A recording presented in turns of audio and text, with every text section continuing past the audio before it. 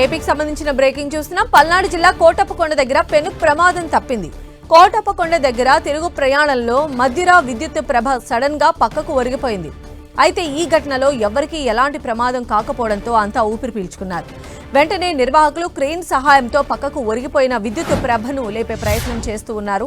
అటు విద్యుత్ ప్రభ ఏ కారణం చేత ఒరిగిపోయిందన్నది మాత్రం క్లారిటీ రాలేదు.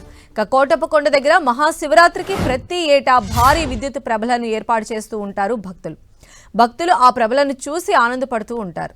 ఈ నేపథ్యంలోనే అక్కడ ఒక విద్యుత్ ప్రభ ఒరిగిపోవడం అనేది, అందులో ఎవరికి గాయాలు కాకపోవడంతో అందరూ ఊపిరి పీల్చుకున్నారు. అయితే ఈ ఘటన ఎందుకు జరిగింది అనే దానికి సంబంధించి కూడా దర్యాప్తు ప్రారంభించారు. ప్రస్తుతం అయితే విద్యుత్ ప్రభను, ఏదైతే పక్కగా ఒరిగిపోయిన విద్యుత్ ప్రభను క్రెయిన్ సహాయంతో అక్కడ నుంచి తప్పించే ప్రయత్నం చేస్తూ ఉన్నారు.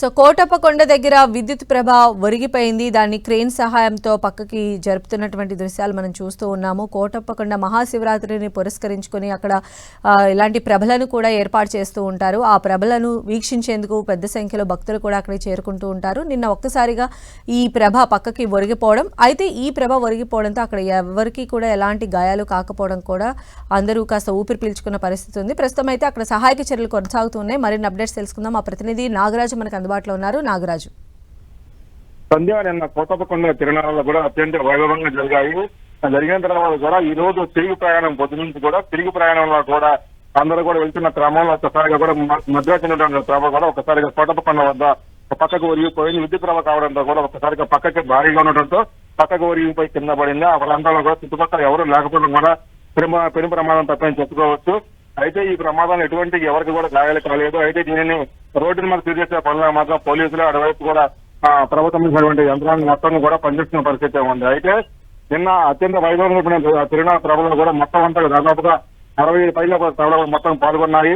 ఈ రోజు ఉదయం తిరిగి కూడా గ్రామానికి తిరిగిన క్రమంలో ఒక్కసారిగా కూడా ఆ తాళును లాగే క్రమంలో కూడా ఒక్కసారిగా కూడా అదుపు తప్పి రోడ్డు పక్కన ప్రభలు ఉండగా ఈ ప్రమాదం తోడిస్తుందని చెప్పేసి కూడా చెబుతున్న పరిస్థితి ఉంది.